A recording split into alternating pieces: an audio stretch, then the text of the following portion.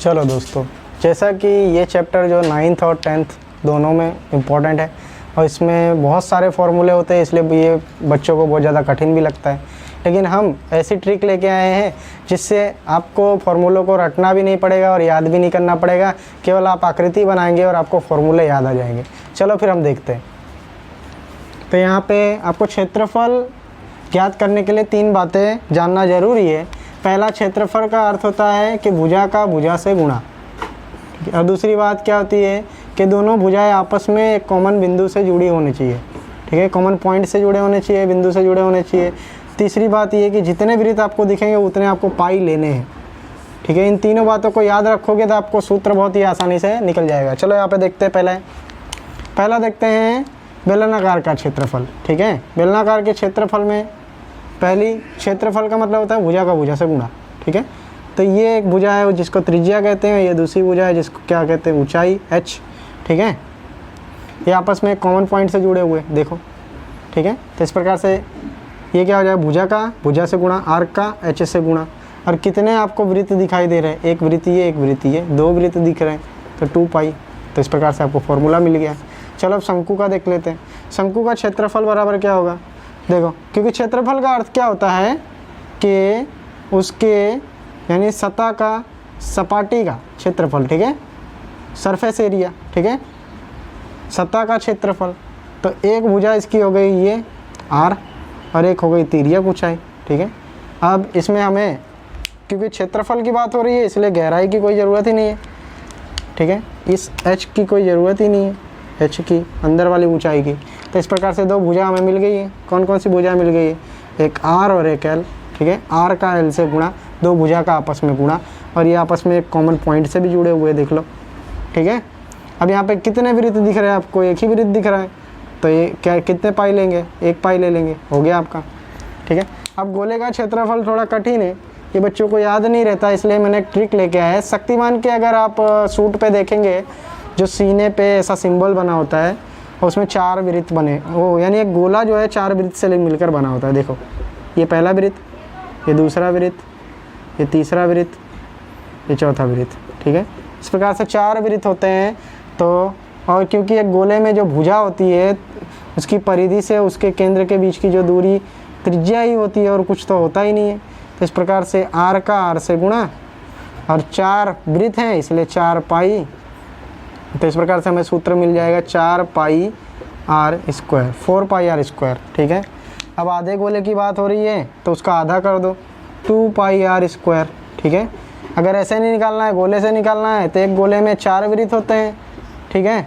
क्योंकि आधे गोले का चाहिए तो आधा भाग को मिटा दोगे तो 2 ही वृत्त बचेगा, 2 वृत्त बच रहा है तो 2 पाई। और भुजा क्या होती है, क्योंकि एक वृत्त में त्रिज्या ही होती है सब कुछ, या गोले में त्रिज्या ही सब कुछ होती है, तो r का स्क्वायर हो गया, ठीक है। अब यहाँ पे वृत्त पे भी देखते हैं। यहाँ पे भुजा क्या दिखेगी, त्रिज्या ही दिखेगी। कोई भी भुजा लेंगे आप, त्रिज्या, कोई भी भुजा त्रिज्या ही होगी। तो यहाँ पे r स्क्वायर लिख सकता हूँ, क्योंकि एक वृत्त है तो 1 पाई, हो गया इसका भी फॉर्मूला, ठीक है। अब अपने वर्ग देखते हैं, क्योंकि वर्ग में सभी भुजाओं का माप समान होता है। ये भी इसकी लंबाई, इसकी लंबाई, इसकी लंबाई सेम रहती है। ये l l l ले लिया मैंने, आप कोई और दूसरा अक्षर भी ले सकते हैं ABCD का, ठीक है। तो इसका क्षेत्रफल क्या हो जाएगा, l इंटू l बराबर l का स्क्वायर। अब पाई क्यों नहीं लिया, क्योंकि यहाँ पे कोई गोला ही नहीं है या वृत्त ही नहीं है, कोई वृत्त नहीं है, तो इसलिए पाई नहीं लिया है, ठीक है। अब यहाँ पे अगर आप देखोगे तो इसकी भुजा भी समान होगी, l l l, ठीक है।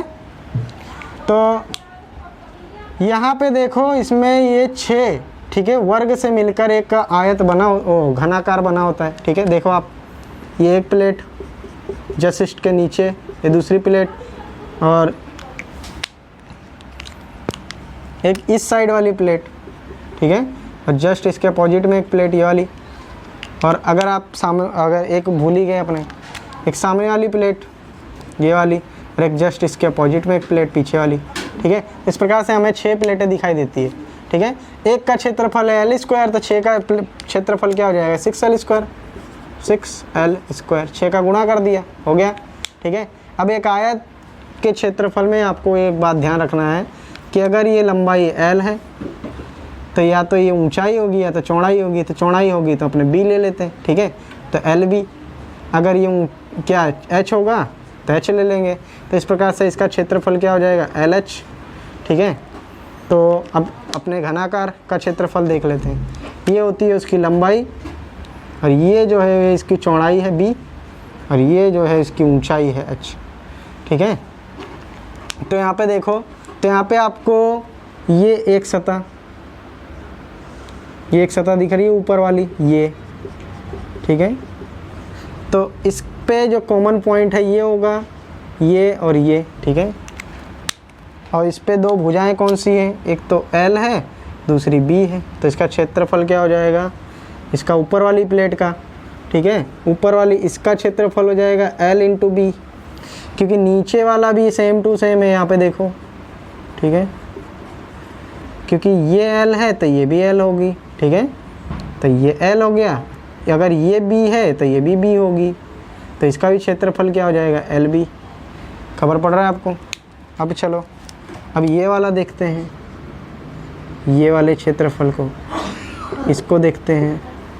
ये है बी, ठीक है, और ये है एच, ठीक है। ये एच है, ये बी है, तो इसका क्षेत्रफल क्या हो जाएगा, हाँ बी एच। और इसका भी क्षेत्रफल सेम टू सेम रहेगा, बी एच, ठीक है। अब ऊपर वाला हो गया, साइड वाले हो गए, सामने वाला बाकी है। देखो सामने वाला कौन सा भैया, ये वाली सतह, ठीक है, ये वाली, और जस्ट इसके पीछे वाली, ठीक है, सामने वाली और पीछे वाली। तो इस लंबाई, इसका लंबाई क्या है, एल, और ये क्या है भैया, ये है एच, ठीक है। तो कॉमन पॉइंट से जोड़ लो, तो इसका क्षेत्रफल क्या हो जाएगा, एल एच, और इसका भी क्षेत्रफल, ये पीछे वाले का, ये पीछे वाले का, एकदम पीछे वाले का, ठीक है, इसका भी क्या हो जाएगा, एल एच। तो 6 सतह है, तो 6 का अगर अपने क्षेत्रफल लिखें तो क्या हो जाएगा, अपने ले लेते हैं एल बी, 2 है, L B plus L B, ठीक है। और दूसरा ले लेते हैं L H plus L H plus, तीसरा ले लेते हैं बी एच, है ना, ये वाला और ये वाला कहाँ गया, बी एच। तो यहाँ पे ध्यान दो, तो यहाँ पे ये कितना है, 2, तो 2 एल बी, ये कितना है, 2, तो 2 एल एच प्लस ये कितना है, 2 बी एच। यहाँ पे 2 कॉमन है तो 2 कॉमन निकाल लो, तो 2 कोष्टक में क्या बचेगा, L B plus L H plus B H, ठीक है। तो इस प्रकार से हमें क्षेत्रफल हमारा यहाँ पूरा हो गया। अब हम क्या करेंगे, आयतन का सूत्र सीखेंगे। चलो ठीक है। तो आपको इसमें एक बात यही याद रखनी है कि अगर क्षेत्रफल निकालना है तो भुजा का भुजा से गुणा करना है, और ये याद रखना है कि भुजाएं एक कॉमन बिंदु से जुड़ी होनी चाहिए। और तीसरी बात ये याद रखना है कि जितने वृत्त आपको दिखेंगे उतने आपको पाई लेने हैं, जितने वृत्त आपको दिखेंगे उतने पाई लेने हैं, ठीक है। चलो अब हम क्या पढ़ेंगे, घनफल, ठीक है। घनफल या फिर उसको आयतन भी बोलते हैं, ठीक है, इंग्लिश में वॉल्यूम भी बोलते हैं। तो इतना आपको याद रखना है। चलो तो आयतन या फिर घनफल या फिर वॉल्यूम, तीनों बातें इसको बोलते हैं, ठीक है। चलो देखते हैं यहाँ पे। पहला घनफल, आपको घनफल सीखने के लिए 3 बातें ज़रूरी है जो इसे ना आपको आना चाहिए। पहला कि घनफल या आयतन का अर्थ होता है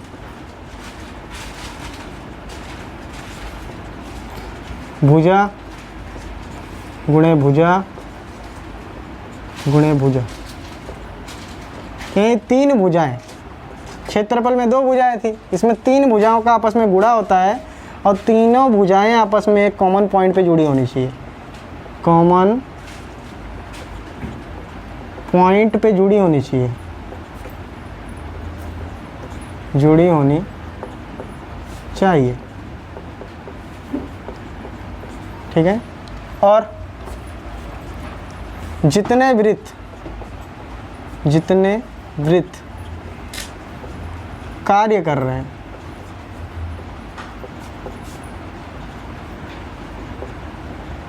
उतने पाई लेने।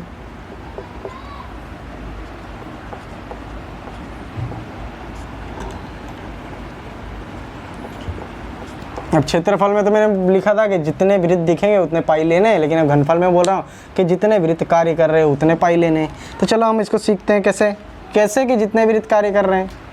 ठीक है, तो चलो हम शुरुआत करते हैं बेलनाकार के क्षेत्रफल से। अरे क्षेत्रफल नहीं, आयतन, सॉरी, बेलनाकार का आयतन। ठीक है,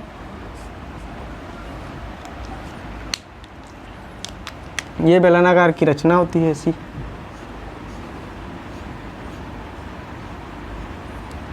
ये उसकी तिर्यक ऊंचाई r है, ये उसकी ऊंचाई h है। ठीक है, अब देखो, अगर आयतन का अर्थ होता है कि इसमें हमें पानी भरना है, उसमें कितना पानी आ सकता है, कितना सॉलिड मटेरियल आ सकता है, या फिर कितना लिक्विड आ सकता है, या कितनी गैस आ सकती है, हमें इसके अंदर कुछ ना कुछ भरना है। ठीक है, अगर आप किसी बर्तन में अगर पानी भरेंगे, ठीक है, जैसे गिलास है बेलनाकार, तो अगर आप इसमें पानी भर रहे हैं तो ये इसके सतह में आएगा। अगर आप इसका ढक्कन खुला रखेंगे तो क्या पानी ये बहने लगेगा? नहीं होगा ना ऐसा। तो इसीलिए यहाँ पे केवल एक ही वृत्त कार्य कर रहा है, एक वृत्त कार्य कर रहा है। ठीक है, तो हमें एक पाई लेना, इस बात को याद रखना। एक वृत्त कार्य कर रहा है तो एक पाई को लेना है। अगर हम इस ढक्कन को नहीं रखेंगे, इस पर कोई ढक्कन नहीं रखेंगे गिलास में, तो भी इसमें पानी नहीं गिरेगा, इस वजह से हमें एक पाई लेना है। ठीक है, तो अब यहाँ पे हम भुजा देखते हैं, कौन कौन सी भुजा है। 3 भुजाएं चाहिए हमें। एक भुजा तो हमें ये रही और एक भुजा ये रही, 2 भुजा हो गई। अब तीसरी भुजा के लिए हम एक आर और ले लेंगे। तो इस प्रकार से हमें क्या 3 भुजा प्राप्त हो गई।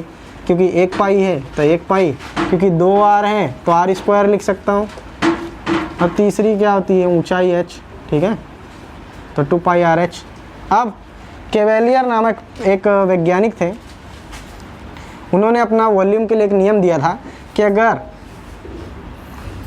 3 एक समान ऊंचाई वाले, एक बेलनाकार और एक शंकु तथा अगर एक अर्धगोला हो, ठीक है, अगर इनकी ऊंचाई मान लो त्रिज्या जितनी ही है, ठीक है, त्रिज्या जितनी ही इनकी ऊंचाई है, ठीक है, त्रिज्या जितनी ही उनकी ऊंचाई है, तो हम इनके क्षेत्रफल को क्या लिख सकते हैं। देखो, ये पाई, ये भी आर हो जाएगा, क्योंकि एक वृत्त इसमें कार्य करता है बेलनाकार में, तो क्या हो जाएगा, पाई आर, क्योंकि यहाँ पे कितनी भुजा हो गई, 1 आर, 2 आर, 3 आर, तो आर क्यूब हो जाएगा। अब उन्होंने बताया था जो शंकु होता है वो बेलनाकार का 1/3 भाग होता है, तो 1/3 पाई आर क्यूब। ठीक है, यहाँ पे भी आर हो जाएगा। ठीक है, और जो गोला होता है 2/3 भाग होता है, 2/3 पाई आर क्यूब हो जाएगा, ये भी आर। तो 3 भुजा दिख गई आपको, एक कॉमन पॉइंट से जुड़ी है। अगर आपको दिख रहा हो तो एक कॉमन पॉइंट से तीनों भुजाएं जुड़ी हुई है। ठीक है, तो इस प्रकार से हमें 3 जो क्षेत्रफल है वो बहुत आराम से मिल गए। ठीक है, लेकिन आप बोलेंगे सर फॉर्मूला तो ऐसा नहीं होता है, यहाँ पे h होता है। तो सही बात है ना, जो बेलनाकार होता है इस ऊंचाई को सामान्यतः h बोलते हैं, क्योंकि ये जो लंबाई या ऊंचाई जो होती है ये हमेशा इस त्रिज्या के बराबर नहीं होती है, इसलिए इसको h लेते हैं। और इसमें भी शंकु में भी सामान्यतः ऐसा होता है, ये ऊंचाई त्रिज्या के बराबर नहीं होती है, इसलिए इसको h लेते हैं। तो इस प्रकार से ये फॉर्मूला पाई आर स्क्वायर, क्योंकि ये दोनों त्रिज्याएँ तो उतनी रहती है, खाली ये h बदलता है तो इसको h ले लेते हैं। और यहाँ पे भी same to same 1/3 pi R, क्योंकि ये दोनों त्रिज्याएँ तो सेम रहती है तो आर स्क्वायर h हो जाती है। और इसमें 2/3 और पाई आर क्यू भी रहेगा। क्यों? क्योंकि यहाँ पे अगर भुजा तो बदलती ही नहीं है, त्रिज्या तो त्रिज्या ही रहेगी। गोले में तो आप कोई भी भुजा लो तो त्रिज्या ही रहेगी ना भैया, यहाँ से यहाँ तक, यहाँ से यहाँ तक कोई भी भुजा लो वो त्रिज्या ही रहती है। ठीक है, तो इस प्रकार से हमें 3 फॉर्मूले यहाँ पे प्राप्त हो गए। ठीक है, इन्हें भूलना नहीं है, संबंध याद रखना है तो आपको घनफल निकल आएगा। चलो अब, ठीक है, गोले का क्षेत्रफल क्या होगा, अरे क्षेत्रफल नहीं घनफल, सॉरी। ठीक है, गोले का आयतन या घनफल बराबर क्या होगा, देखो आधे को लेकर 2 पाई, 2/3 पाई आर क्यूब है, तो पूरे का क्या हो जाएगा 2 से गुणा हो जाएगा, क्योंकि ये आधा है, पूरा यानी 2 से गुणा, तो क्या हो जाएगा 4/3 पाई आर क्यूब। ठीक है, अब चलो, अब घनाभ का आयतन, घनाभ क्या होता है, चलो बना लेते हैं।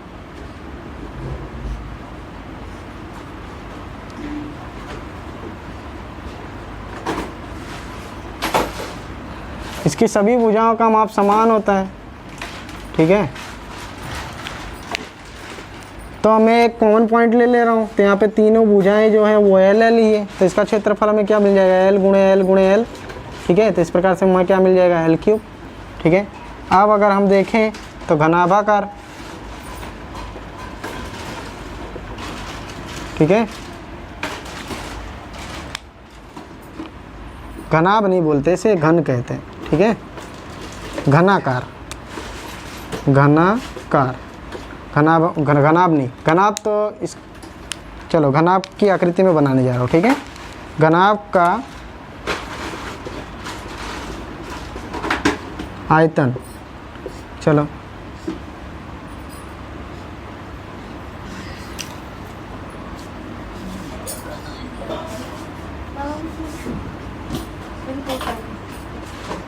ठीक है, ये होता है घनाभाकार।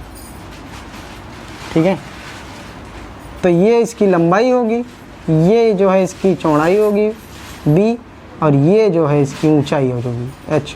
ठीक है, अब एक कॉमन पॉइंट लेना है जिससे तीनों भुजाएं आपस में जुड़ी होनी चाहिए, तो ये ले लो। ठीक है, अगर ये l है तो ये भी l होगी, ये वाली भुजा।